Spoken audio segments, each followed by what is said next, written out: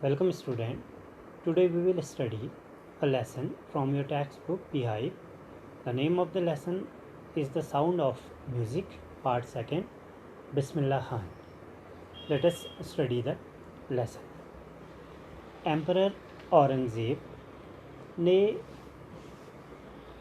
राजशाही यानी royal residence में राजमहल में पंगी नामक एक म्यूज़िकल इंस्ट्रूमेंट को बजाने से इसलिए बैन कर दिया, इसलिए रोक लगा दी क्योंकि इससे जो ध्वनि निकलती थी वो काफ़ी श्रिल, कर्कश और अप्रिय थी, अनप्लीजेंट थी। Pungi became the generic name for reeded noise maker. तो पंगी एक जेनरिक नेम है। जेनरिक नेम मीन्स किसी ग्रुप के लिए एक जो वर्ड, एक कोई नाम होता है और जो जनरली जो हॉलो स्टेम होते हैं उनसे बनाई जाती है, लाइक बांसुरी, इस तरह के जो इंस्ट्रूमेंट होते हैं जिनसे साउंड प्रोड्यूस की जा सकती है। कुछ लोगों का ऐसा सोचना था कि एक दिन यह पंगी नामक जो इंस्ट्रूमेंट है ये दोबारा से पुनर्जीवित हो जाएगा, रिवाइव्ड हो जाएगा। लेकिन एक बार्बर जो प्रोफेशनली बार्बर थे, नाई थे, उसके परिवार से एक बहुत बढ़िया म्यूजिशियन थे जिनकी पहुंच रॉयल प्लेस तक थी, यानी राज दरबार तक थी। उन्होंने डिसाइड किया कि ये जो पंगी है इसके कुछ टोनल क्वालिटीज़ में, इसकी आवाज़ में कुछ बदलाव किया जाए।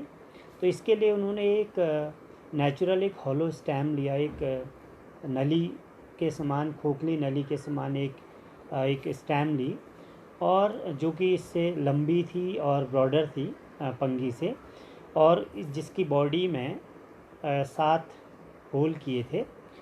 और जब उसने इसके कुछ होल्स को दबाते हुए, बंद करते हुए और खोलते हुए इसने इसको बजाना शुरू किया तो इससे बहुत मेलोडियस साउंड निकलने लगी, बहुत मधुर आवाज़ निकलने लगी। तो he played the instrument before royalty. तो जो राजा के सामने उसने इस इंस्ट्रूमेंट को बजाया तो इससे हर एक बड़ा प्रसन्न हुआ, इम्प्रेस हुआ और प्रभावित हुआ।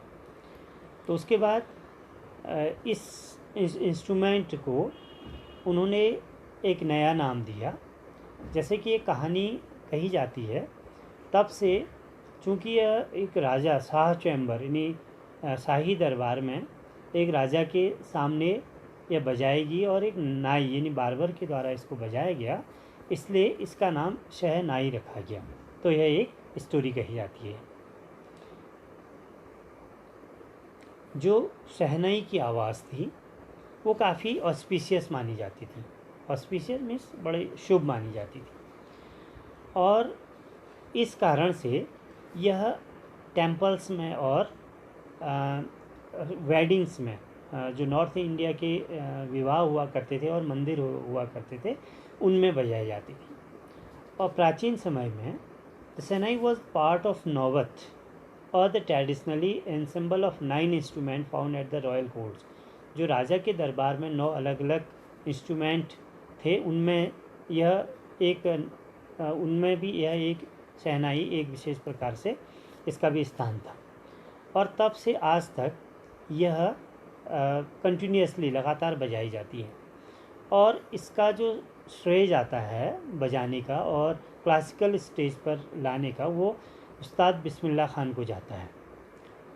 उस्ताद बिस्मिल्लाह खान एक 5 वर्ष के छोटे से बच्चे, उनको अपने गांव बिहार के एक छोटे से स्टेट में, प्राचीन स्टेट में, एंशिएंट स्टेट जिसका नाम डुमराव था, उसके पास एक छोटा सा तालाब था। वहाँ पर उन्हें गिल्ली डंडा खेलने का बहुत शौक़ था, और रेगुलरली वह पास के एक बिहार जी टेम्पल में जाया करते थे और वहाँ पर भोजपुरी चैता जो एक सॉन्ग था उसको वो गाया करते थे। और जब वो गाते थे उसके बाद वहाँ के जो लोकल महाराज थे वह इनाम स्वरूप उन्हें लगभग 1.25 kg का एक बहुत बड़ा लड्डू दिया करते थे। और यह घटना होते होते तब से आज तक 80 वर्ष इस बालक को लग गए, जब उन्होंने अपनी यात्रा जहाँ से स्टार्ट करी और लास्ट तक उन्हें जो भारत का हाईएस्ट सिविलियन अवार्ड है, सबसे सर्वोच्च नागरिक पुरस्कार है, दैट इज़ भारत रत्न, उसको प्राप्त किया। और इसे प्राप्त करने में उसे 80 ईयर्स 80 साल लग गए। 21 मार्च 1916 को पैदा हुए बिस्मिल्लाह खान एक बहुत अच्छे जाने पहचाने एक म्यूजिशियन फैमिली में पैदा हुए, बिहार के एक छोटे से गांव में। उनके ग्रैंडफादर रसूल बख्श खान थे, और जो भोजपुर के जो राजा के दरबार में शहनाई नवाज थे, इन्हीं शहनाई बजाने का काम करते थे। और उनके पिता पैगंबर बख्श और उनके दूसरे कुछ पैटर्नल एंसेस्टर थे, पूर्वज थे, वह भी बहुत अच्छा शहनाई बजाया करते थे। ये छोटा सा लड़का, इसने अपनी लाइफ में बहुत जल्दी म्यूज़िक को अपना लिया था, संगीत को अपना लिया था। और केवल at the age of only 3 years जब उसकी मदर ने उन्हें उनके मैटरनल अंकल के घर वाराणसी में ले गई, यानी मामा के घर में वाराणसी ले गई। अब इस जगह का नाम बनारस कहा जाता है। तो बिस्मिल्लाह वहाँ पर अपने मैटरनल अंकल को देख करके बड़े अट्रैक्टिव हुए, बड़े आकर्षित हुए, और जल्दी ही वो उनके साथ जाने लगे। अली बख्श जो पास के एक विष्णु टेम्पल में वहाँ पर एक शहनाई बजाने का काम करते थे, तो उनके साथ बिस्मिल्लाह जाने लगे। और अली बख्श वहाँ पर घंटों शहनाई बजाया करते थे, और बिस्मिल्लाह खान उन्हें शहनाई बजाते हुए देखते रहते थे। और जल्दी ही उन्होंने उनसे पूरे दिन शहनाई सीखना आरंभ कर दिया। कई वर्षों तक वह बालाजी और मंगला मैया के, जो कि गंगा नदी के किनारे पर बसे हुए थे, वहाँ पर आया करते थे, और घंटों तक वहाँ पर प्रैक्टिस किया करते थे, अभ्यास किया करते थे शहनाई सीखने का। जो गंगा नदी का बहता हुआ पानी है, उससे वो बड़े इंस्पायर होते थे, उनसे उन्हें बड़ी इंस्पिरेशन मिलती थी अपने आप को इम्प्रोवाइज़ करने में, अपने आप को सुधार करने में।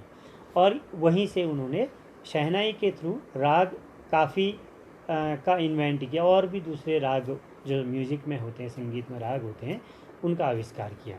14 वर्ष की अवस्था में बिस्मिल्लाह अपने अंकल के साथ इलाहाबाद के एक म्यूज़िक कॉन्फ्रेंस में गए, और जब वहाँ पर वो समारोह हुआ था, उसके अंत में जो एक उस्ताद फैयज़ खान थे, उन्होंने इस छोटे से बच्चे को बड़ा अप्रिशिएट किया, उनको उनकी बैक में उनकी पीठ को थपथपाते हुए कहा कि तुम मेहनत करो, एक दिन तुम बहुत नाम कमाओगे। तब 1938 में जब लखनऊ में पहली बार ऑल इंडिया रेडियो का उद्घाटन हुआ, आकाशवाणी का उद्घाटन हुआ, तो यह पहली सफलता वहाँ बिस्मिल्लाह खान को वहाँ पर मिली, जब उन्होंने वहाँ पर शहनाई बजाना आरंभ किया। जब 15 अगस्त 1947 को भारत आज़ाद हुआ, तो बिस्मिल्लाह खान पहले इंडियन बने जिन्होंने अपने शहनाई के थ्रू पूरे देशवासियों को ग्रीट किया, पूरे देशवासियों का अभिवादन किया, उनको बधाई दी। तो उन्होंने राग काफ़ी को अपने लगता है कि अपने म्यूज़िक में अपने शहनाई के थ्रू जैसे पूरा उड़ेल दिया हो।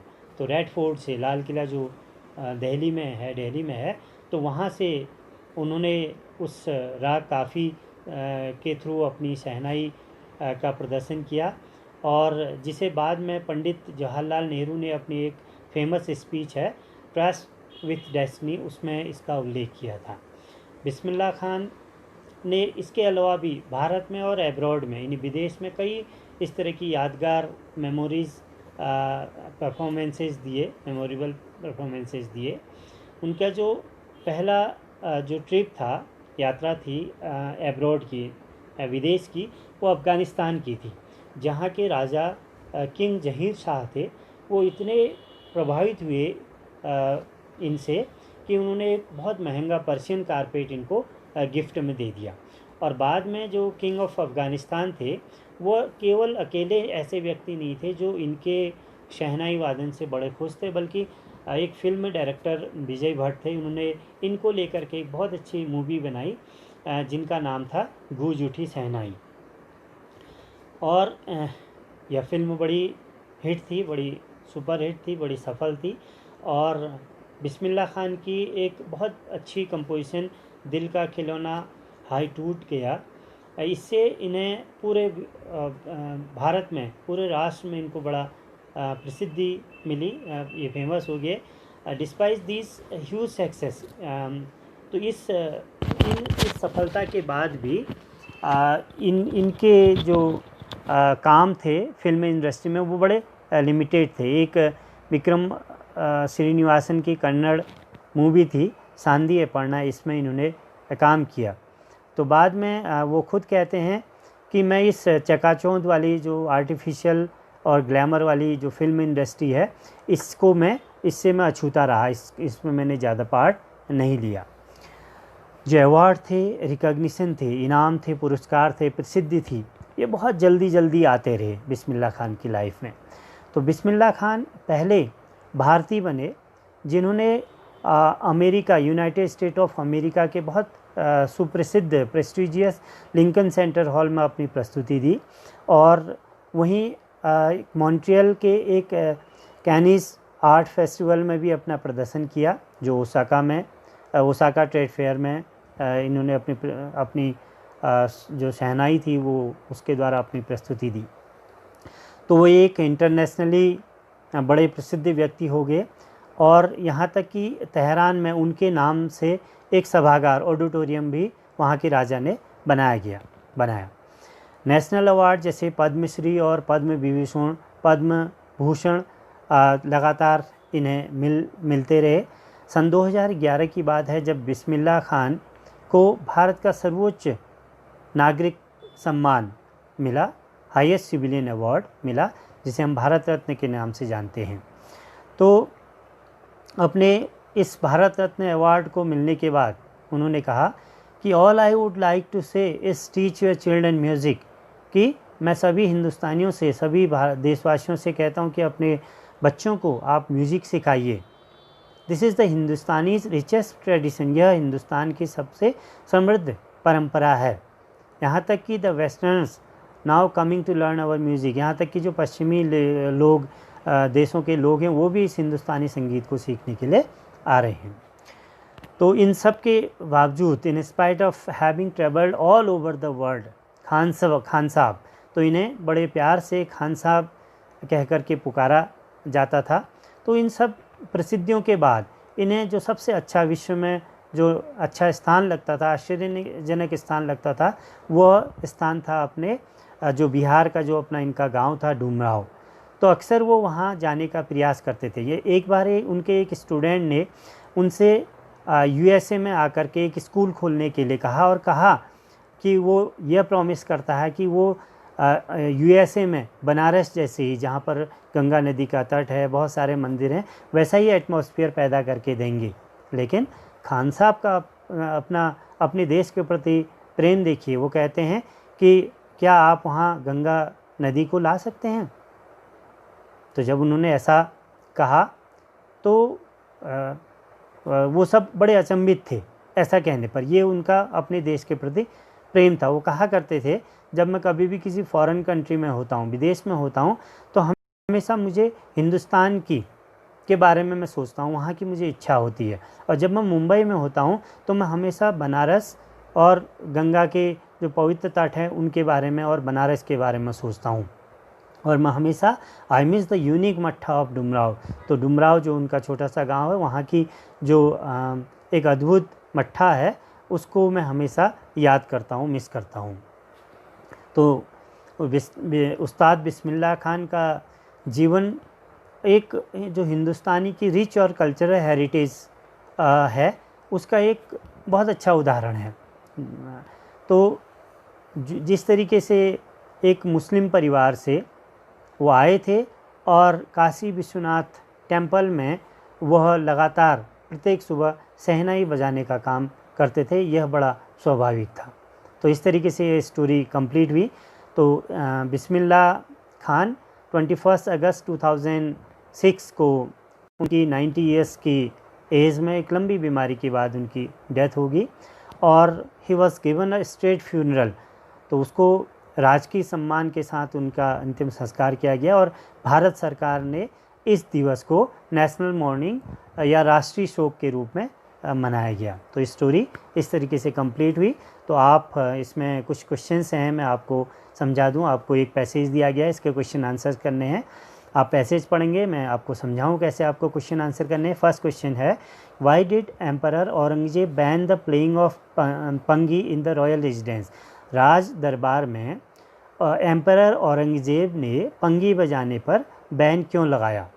उसका आंसर जो फर्स्ट लाइन में है, अंडरलाइन किया गया, आंसर ये होगा, emperor Aurangzeb band the playing of the musical instrument called Pangi in the royal residence for it had a shrill unpleasant sound. इसका बिल्कुल कर्कश और अप्रिय ध्वनि थी, इसलिए इसको बैन कर दिया था। Second question is, what does Pangi stand for. Pangi का मतलब क्या होता है। पंगी आंसर उसके बाद आपका सेकेंड लाइन में मिल जाएगा, Pangi became the generic name for radiate noise maker. तो पंगी का आंसर ये है। थर्ड है, who revived Pangi and how. Pangi को किसने रिवाइव किया और कैसे। क्वेश्चन फिर आप देखिए, थर्ड लाइन में आपका आंसर मिल जाएगा लास्ट में, barber of a family of professional musician who had access to the royal palace decided to improve the tonal quality of the pungi. तो एक जो नाई था उसने इसे रिवाइव करने का फैसला किया। Next, how were the soft and melodious sound produce from the instrument. इस इंस्ट्रूमेंट से मधुर ध्वनि कैसे पैदा हुई। तो कैसे पैदा हुई, आंसर देखिए, when he played on it closing and opening some of this holes soft and melodious sound were produced. Last line में इसका आंसर है। और लास्ट क्वेश्चन है, which word in the passage means come back to life. मतलब दोबारा से revive होना, पैदा होना, एक वर्ड है। थर्ड लाइन में देखिए रिवाइव्ड अंडरलाइन कर रखा है रेड लाइन में। तो आप आंसर लिखेंगे द वर्ड रिवाइव्ड। आंसर ऐसे ही लिखेंगे जैसे मैं बता रहा हूँ, the word revived means come back to life. ये आपका क्वेश्चन नंबर 5 का आंसर है। एक और पैसेज आप देखिए, आगे आपके पैसेज दिया है, क्वेश्चंस हैं, मैं केवल क्वेश्चन समझाऊंगा, आप आंसर करेंगे। First question is, what game did Bismillah Khan play in childhood and where. बहुत इजी क्वेश्चन है कि बिस्मिल्लाह खान बचपन में अपना कौन सा गेम खेला करते थे और कहाँ। Second question, why did he regularly go to Bihariji temple. वह बिहारजी टेम्पल में रेगुलरली क्यों जाया करते थे। Third, what prize did he earn after his performance. अपनी परफॉर्मेंस के बाद उसे क्या इनाम दिया जाता था और हु गेव इट, और इसे कौन देता था। Next question, how long did he travel to earn Bharat Ratna. Bharat Ratna प्राप्त करने में उन्हें कितना समय लेगा। एंड व्हाट इज़ इट, और यह क्या था। यह क्या था का आंसर सीधा हो गया, it is the highest civilian award in India. Last question, which phrase in the passage means decoration to a citizen. तो इसका आंसर है सिविलियन अवार्ड, यानी नागरिक सम्मान क्या है, कौन सा फ्रेज का मतलब है, वो है सिविलियन अवार्ड। फिर उसके बाद एक और पैरा आपको दिए हैं, इसमें भी 5 क्वेश्चन हैं, इजी हैं, आप इनको पढ़िए और बड़े आसानी से आप इस को सॉल्व कर सकते हैं। तो आपका लेसन कंप्लीट हुआ। इसके बाद आपको मिलते हैं एक नए लेसन के साथ।